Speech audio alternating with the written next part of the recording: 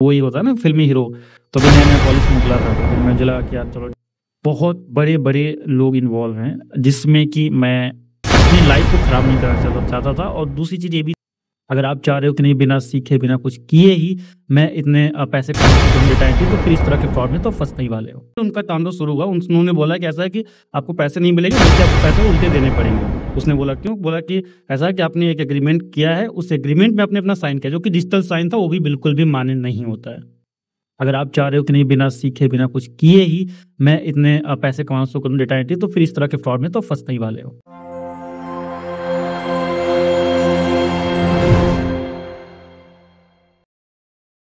तो गाइस, मेरा नाम है राजकमल और मैं आज जिस टॉपिक के बारे में बात करने वाला हूँ, जो ये मुद्दा है, बहुत ही पेचीदा मुद्दा है और इस समय इंडिया की सबसे बड़ी प्रॉब्लम ये है। और इसका जो शिकार हो रहे हैं वो घर की महिलाएं, बच्चे और जो स्टूडेंट हैं, ठीक है, जो बिल्कुल इनोसेंट है, जिनको ऑनलाइन फ्रॉड के बारे में चीज़ें नहीं पता है, इसलिए वो फंसते जा रहे हैं। आज का जो मुद्दा है, एक्चुअली गवर्नमेंट भी इस चीज़ से परेशान है और पुलिस भी हमारी इस मुद्दे को लेकर काफ़ी ज़्यादा परेशान है। और ये जो मुद्दा है आज भी चर्चा में बना हुआ है, लेकिन आज तक इसका कोई निदान नहीं निकल रहा है। उसका रीज़न भी है, कुछ पॉलिटिकल पार्टियां हैं जो कि ऑलरेडी इसमें इन्वॉल्व हैं। कुछ रीज़न ये हैं टाइप के फ्रॉड है, लेकिन आज मैं पर्टिकुलर किसी एक फ्रॉड के बारे में बात करने जा रहा हूँ, जो है ऑनलाइन जॉब फ्रॉड के बारे में, जिसमें data entry, capture filling, resume filling और इस तरह के बहुत सारे, मतलब किसी भी तरीके के जॉब, जो जॉब वाली जो डेटा है, जो जॉब हैं इंटरनेट पे, ऑनलाइन जितनी भी जॉब है, मैं उन सब के बारे में आज बात करूंगा। ओके, तो गाइस मैं आपको एक चीज बताना चाहता हूँ यार। देखो, ये चीज स्टार्ट कैसे हुई थी और ये क्यों मैंने इसको किया और कितने लोगों की मैं अब तक मदद कर चुका हूँ, मैं ये सब भी बताऊंगा। मैं अब तक 10,000 से ज्यादा लोगों की इसमें मदद कर चुका हूँ इस ऑनलाइन फ्रॉड के बारे में, क्योंकि मुझे पता है ये एक बहुत बड़ा मुद्दा है और मैं इसमें फंसा था। एक्चुअली मैं तो नहीं, मेरा भाई फंसा था इसमें, जिसमें उसने भी लगभग 5,000 रुपये उसने दिए थे। ठीक है, टोटल 5,000 रुपये उसने भी फ्रॉड को दिया था। और ये समय था आई थिंक लॉकडाउन के पहले, शायद 2019 और 20 के आसपास था ये। ठीक है, 20 या 21, हाँ सॉरी 20 या 21 के आसपास का समय था।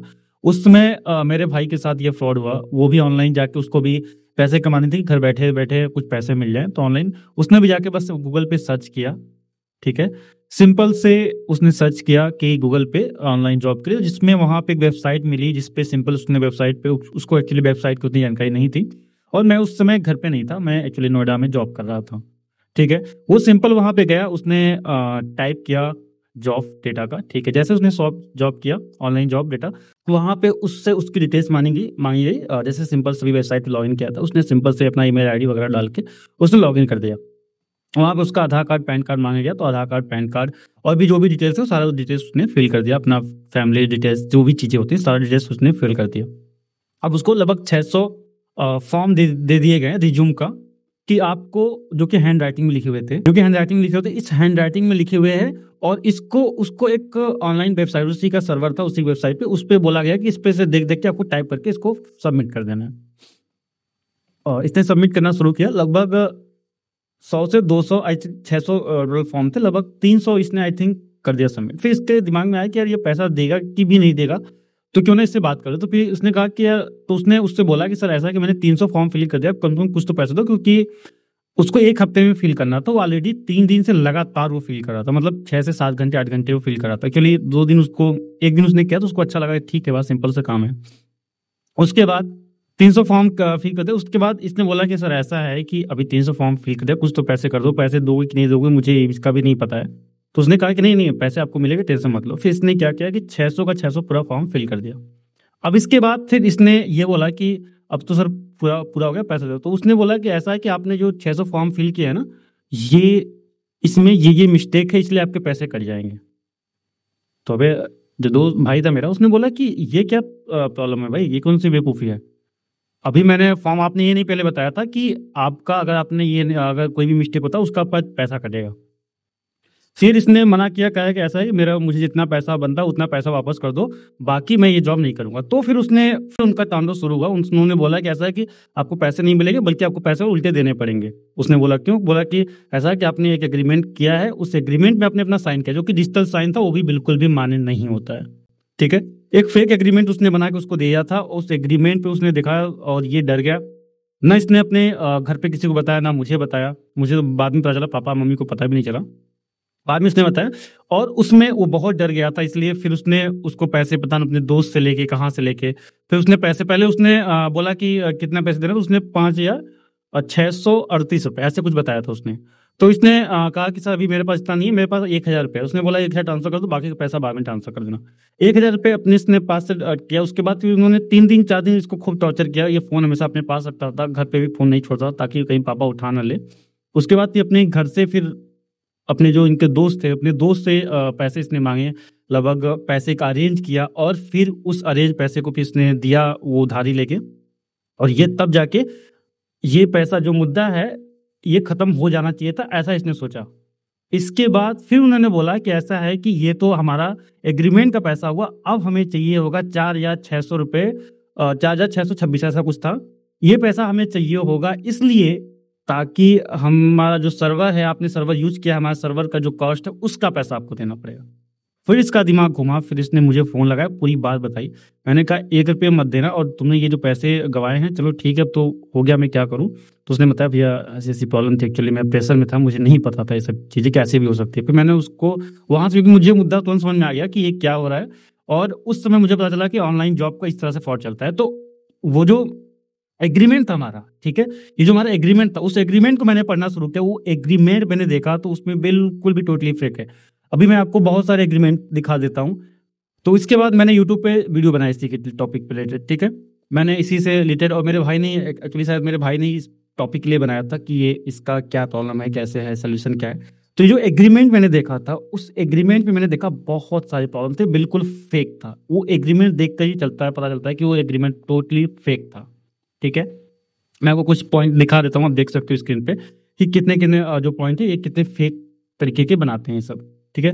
और एक चीज़ और, उसमें उन्होंने बोला कि डिजिटल साइन आपने किया। तो पहली बात तो डिजिटल साइन इस तरह से कभी भी मान्य नहीं होता। अगर आपने पेन से या हाथ से उंगली से ऐसे लिख के दे दिया तो वो डिजिटल साइन मान्य बिल्कुल नहीं होता। डिजिटल साइन 2 तरीके से मान्य हो सकता है डिजिटल की दुनिया में। एक तो होता है कि आपके पास एक टेक्निक होती है, वेबसाइट, गवर्नमेंट वेबसाइट है, इंडियन गवर्नमेंट की एक साइट है, वहाँ पे आप जाके अपना सिग्नेचर रजिस्टर कर सकते हो, लेकिन उसके लिए भी आपको 2,000 या 2,500 रुपये पे करना होता है। उसके बाद वो आपको एक पेन ड्राइव देते हैं, उस पेन ड्राइव का पर्टिकुलर एक पासवर्ड देते हैं। उस पासवर्ड को किसी भी लैपटॉप में या कहीं पर भी डिजिटल लगा के डिजिटली आप साइन अप्रूव कर सकते हो। अगर अगर अगर आपने वहाँ से परमिशन ले रखी है, वो वेरिफिकेशन करा के रखा है, तब वो डिजिटल साइन आपका बिल्कुल मान्य होगा। अदरवाइज एक तरीके से आपका डिजिटल साइन मान्य होता है अगर उन्होंने आपका आधार कार्ड लिया है, आधार कार्ड से ओटीपी वेरिफिकेशन करवा लेते हैं। उसके बाद एग्रीमेंट के लिए भी एक ओटीपी वेरिफिकेशन कराते हैं। जब ये 3 चीज़ें कराते हैं तब जाके, सॉरी 2 चीज़ें और इसके अलावा बाकी डिटेल्स आपका लेके वो एक और ओटीपी लाते हैं, तो सब मिला के 3 ओटीपी, ठीक है। ये 3 ओटीपी के थ्रू अगर ये वेरीफाई कराते हैं तब ये जो डिजिटल साइन है तब मान्य होता है। बाकी इस तरह से पेन से ऐसे लिख देने से, मोबाइल के ऊपर, लैपटॉप के ऊपर ऐसे लिख के उनको फोटो भेज देने से, ऐसे बिल्कुल भी डिजिटल साइन मान नहीं होता है, ठीक है। हाँ, अगर उन्होंने कॉपी पे लेके ऐसे भी लिख के मानते, कुछ हद तक मान्य हो जाता है। अगर उन्होंने अपने प्रिंट, उन्होंने बोला कि प्रिंट आउट निकाली उसके बाद उस पर लिख कर दे दीजिए मुझे, तो हाँ ये कुछ हद तक मान्य हो जाता है, लेकिन ये भी पूर्ण रूप से मान्य नहीं है, ठीक है। ये पूर्ण रूप से मान्य नहीं है। और दूसरी बात और एक कि अगर वो स्टाम्प लेते हैं तो स्टाम्प का एक नंबर आता है, उस नंबर को बहुत सारे इंडियन गवर्नमेंट की साइट है, अपने जो डिस्ट्रिक्ट होंगे उस डिस्ट्रिक्ट के हिसाब से वहाँ पे भी जाकर उस स्टाम्प को वेरीफाई करा सकते हैं। या तो इंडियन गवर्नमेंट की एक साइट है, अगर मैं देखता हूँ हो सकेगा तो मैं आपको डिस्क्रिप्शन में लिंक भी दे दूंगा उसका, वहाँ पे जाके आप चेक कर सकते हैं कि वो जो स्टाम्प है वो वेरीफाई हो रहा है कि वो रियल है कि नहीं, ठीक है। तो इस तरह से तो ये बिल्कुल भी फेक है गाइस। तो मुझे पता है मेरे भाई ने जब वो वीडियो बनाया उसके बाद अच्छा खासा वो वीडियो भी चला, बहुत वीडियो भी लोगों ने देखा। मैंने बहुत लोगों की मदद की, मुझे लगता है कम से कम 4 से 5 हज़ार लोगों की मैंने, आई थिंक उस समय लॉकडाउन में मैंने इतने लोगों से बात की फ़ोन पे, मैं सही बता रहा हूँ। अभी तो फिलहाल में भी अभी कोई आप लोग फ़ोन वगैरह मत कीजिएगा क्योंकि प्रॉब्लम होती है, क्योंकि एक्चुअली मुझे और भी काम होता है। बट आपका सोल्यूशन मैं करूँगा, इसकी मैं गारंटी लेता हूँ, ठीक है। तो उस समय भी लगभग मैंने 10,000 से ऊपर की लोगों की मदद की थी। और मैंने एक टेलीग्राम ग्रुप बनाया, उस ग्रुप में बहुत सारे ऐसे मेंबर्स थे जिन्होंने लोगों की हेल्प की, ठीक है। वो खुद ही वो एक्टिव रहते थे, जैसे मतलब एक 10,000 के मेंबर तो में 100 बंदे ऐसे होते थे, जिसमें से मैं भी था, मेरा भाई भी था, कि कोई भी उसको देखे तो उसमें कोई भी उस पर्टिकुलर टेलीग्राम चैनल को देखता था, कोई भी मैसेज करता था तो उसका रिप्लाई करता था, भाई घबराओ नहीं, बिल्कुल फेक है, बिल्कुल भी घबराने की जरूरत नहीं है। मैंने ऐसे-ऐसे लोगों को देखा है जो कि 5,000, 6,000, 10,000, 50,000, 80,000, 90,000 रुपए तक दे चुके थे। और मैंने ऐसे-ऐसे लोगों से बात की है जो कि मतलब इतना समझो कि उन्होंने बोला सर अगर आज आपसे बात नहीं होती तो कल मैं ज़िंदा भी नहीं रहता शायद। ऐसे-ऐसे लोगों से मैं मिल चुका हूँ, ऐसे-ऐसे लोगों से 1-2 लोगों से मैंने मिला भी क्योंकि वो परेशान हो रहे थे, नहीं सर एक बार मैं मिल के आपसे वो कंसल्ट करना है। तो मैंने कहा भाई घबराओ नहीं, कोई दिक्कत नहीं, मुझे मिलना है। मैंने कहा ठीक है। तो उनको मिल के मैंने फिर उनको समझाया कि ऐसा कोई समस्या नहीं है। मैंने उनको बाकायदे बताया। फिर उन्होंने बोला कि वकील वगैरह से मैंने बात किया था तो बट वकील भी कुछ अलग तरीके से बात कर रहा है। देखो वकील के पास जाओगे ज़्यादा तो सारे वकील तो सही नहीं होते ना। वकील का काम क्या है? उनको पैसे कमाने हैं। उनके पास कोई भी मुद्दा ले गए तो वो उनको 2 पैसे कैसे कमाएँगे? भाई वो स्टाम्प के बदले में वो स्टाम्प का अलग बताएँगे कि हाँ यार स्टाम्प यार ये सही हो सकता है, आपको अभी ये अपील डाल दो तो सही हो जाएगा, फिर वो अपील डालो तो फिर से मतलब बिना मतलब का वो आपसे खर्चा करवाएँगे। जबकि ये पूर्ण रूप से फेक है, इसमें कोई भी आपको परेशान कर ही नहीं सकता क्योंकि अगर वो प एक्चुअली वो बोलते हैं कि हम आप अगर आपने पेमेंट नहीं किया तो आपके घर पे नोटिस जाएगी, हम आपके घर पे आ जाएँगे। तो गाइस आपको ऐसा बोलना है ना कि भाई नोटिस भेजो, मुझे इतना देरी क्यों कर रहे हो? नोटिस जल्द से जल्द भेजो, अगर नोटिस नहीं भेजे तब तो ढेर बुरा होगा। मुझे जितना उसको बोलो कि भाई जितना जल्दी उतना जल्द से जल्द नोटिस भेजो क्योंकि बहुत अर्जेंट है मुझे। अभी तक नोटिस तुमने क्यों नहीं भेजा? गाइस वो जैसे ही नोटिस भेजे ना, अगर पहली बात तो कभी भी ऐसा नहीं होगा कि घर पे आ जाए। घर पे अगर आ जाए एक बार भी वो नोटिस, तो गाइस सबसे पहले तो पकड़ के बढ़िया से कूट दो यार। पहली बात, हालाँकि वो पोस्ट ऑफिस वगैरह के थ्रू भी नहीं भेजेंगे क्योंकि पोस्ट ऑफिस के थ्रू भी भेजेंगे तभी वो पकड़े जाएँगे, ठीक है? तो किसी भी तरीके से वो आपको नहीं भेजने वाले। उनका मेल भी अगर आप देखोगे अभी मैं आपको दिखा दिया मैंने आपको, ठीक है? आप ये देख सकते हो स्क्रीन पे कि कितने सारे ये जो आप देख रहे हो ना, जितने भी स्क्रीन पे देख रहे हो, ये सारे के सारे मेरे वो मेंबर्स सब्सक्राइबर्स रह चुके हैं, जो कि बहुत पुराने सब्सक्राइबर्स हैं, जिनके साथ ये फ्रॉड हो चुका है। मैं भी जो इतना दिखा रहा हूँ। मेरे पास बहुत सारे डेटा डिलीट हो गए, मैंने बहुत लोगों का रखा था, ताकि मैं कभी इन फ्यूचर मैं वीडियो में दिखा सकूँ। हालाँकि उस वीडियो को ही डिलीट कर दिया यूट्यूब ने और उस वीडियो को भी रैंकिंग उसका गिराने, उसको डिलीट कराने में भी इन्हीं फ्रॉड वालों का हाथ था, ठीक है? बट यूट्यूब को ये समझना चाहिए यूट्यूब ने ऐसा क्यों किया मुझे भी नहीं पता इसके बारे में। ओके तो गाइस ये जो मुद्दा है, पहली बात तो कि एक बात और कि क्या इसका कोई सॉल्यूशन है? गवर्नमेंट इसको क्यों नहीं पकड़ रही है? तो आपको इतना बता दूँ कि ये मुद्दा छोटा नहीं है, बहुत बड़ा है। मैंने ऑलरेडी इसमें एक बार इन्वॉल्व होने की कोशिश की, मैंने बाकायदे सोचा कि अब मैं इसको जड़ से खत्म करूँगा। एक ही वही होता है ना फ़िल्मी हीरो, तो अभी नया-नया कॉलेज से निकला था, तो फिर मुझे लगा कि यार चलो ठीक है ट्राई करते हैं इसको बंद कराने का क्या है। मैंने बहुत लोगों का सपोर्ट था मेरे पास, उस समय मेरे पास कम्युनिटी थी, उस समय जो टेलीग्राम चैनल पे उसमें भी आई थिंक लगभग 10,000 के ऊपर लोग सपोर्ट कर रहे थे। सबने बोला कि हाँ सर आप स्टार्ट करिए, हम लोग रेडी हैं। फिर मैंने वहाँ से स्टार्ट किया, मैंने उनकी पूरी जन्म कुंडली निकालनी शुरू की, तो फिर मुझे पता चला कि इसमें बहुत बड़े-बड़े लोग इन्वॉल्व हैं, जिसमें कि मैं अपनी लाइफ़ को ख़राब नहीं करना चाहता था और दूसरी चीज़ ये भी थी कि फैमिली वालों का अलग प्रेशर था।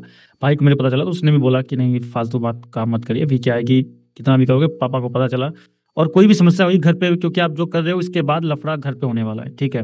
मैं बोला कि जो भी आप कर रहे हो इसके बाद लफड़ा जो है वो घर पे होने वाला है और घर पे पापा बर्दाश्त नहीं कर पाएँगे, बहुत समस्या हो जाएँगी। मैंने कहा ठीक है, तो फिर वो उसी जगह से मैंने वो क्लोज़ करना शुरू कर दिया। मुझे पता चल गया कि ये जो एक्चुअली मैं आपको थोड़ा-सा बता देता हूँ, मैं पूरा आपको नहीं बता सकता इस वीडियो में या कहीं भी आपको नहीं बता सकता, ये पूरी बात है। अगर आप अपने से रिसर्च करोगे तो आपको पता चल जाएगा। जो मेन मुद्दा है ज़्यादातर आपका ये दिल्ली से होती है, ठीक है? भले वो लोकेशन वो गुजरात वगैरह से बताते हैं, लेकिन ज़्यादातर जो ये है ये बैंगलोर और दिल्ली, ये फ्रॉड का एक बेहतर तरीका है और हाँ, बिहार वगैरह से भी ये चीज़ होती है, ये भी कन्फर्म है, ठीक है? बिहार, दिल्ली और ये बैंगलोर, ये 3 जगहों से मैंने उस समय निकाला तो डेटा ज़्यादातर जो ये फ्रॉड वाला जो काम हो रहा है, ज़्यादातर इसी जगह से हो रहा है, ठीक है? बाकी के फ्रॉड के बारे में नेक्स्ट वीडियो में बात करेंगे, लेकिन डेटा एंट्री के लिए मैं इतना बोलूँगा कि कोई भी रिज्यूम फिलिंग, कैप्चा फिलिंग इस तरह कोई भी जॉब होती ही नहीं है, ठीक है? रिज्यूम फिलिंग फालतू बकवास है, ऐसा कभी वो जॉब होती नहीं है। डेटा एंट्री का जॉब होता है, लेकिन डेटा एंट्री का जॉब ऐसे ऑनलाइन ऐसे नहीं होते गाइस गाइस उसके लिए पर्टिकुलर जाके किसी जगह पे आपको काम करना होता है। बाकी बिना स्किल बेस्ड ना ऐसा कुछ नहीं होता है। वेबसाइट डिजाइनिंग, डिजिटल मार्केटिंग इस तरह के बहुत सारे कोर्स है, वो करो। उसमें वीडियो एडिटिंग है, फोटोग्राफी है, इस तरह के बहुत जॉब पड़े हैं और घर बैठे करना है तो डिजिटल मार्केटिंग, वेबसाइट डिजाइनिंग इस तरह के बहुत सारे जॉब आप ये कर सकते हो, आराम से घर बैठे कर सकते हो। लेकिन इसके लिए सीखना पड़ेगा, स्किल लगानी पड़ेगी, आपको टाइम देना पड़ेगा, उसके बाद ये कर पाओगे। अगर आप चाह रहे हो कि नहीं बिना सीखे बिना कुछ किए ही मैं इतने पैसे कमा सकूँ डेटा एंट्री, तो फिर इस तरह के फ्रॉड में तो फंसने ही वाले हो। चलो कोई नहीं, मेरे ख्याल से मैं इस वीडियो को एंड करता हूँ इस जगह, और होप कि आपको ये वीडियो आपने एंजॉय किया होगा, वीडियो को आपको समझ में आया होगा। ठीक है, मेरा बस बताने का मुद्दा ही था, और आपने पूरा वीडियो देखा होगा तो आपको बिल्कुल अच्छे से समझ में आएगा। ठीक है, चलो आपसे मिलता हूँ नेक्स्ट वीडियो में, तब तक के लिए नमस्कार, खुदा हाफिज़।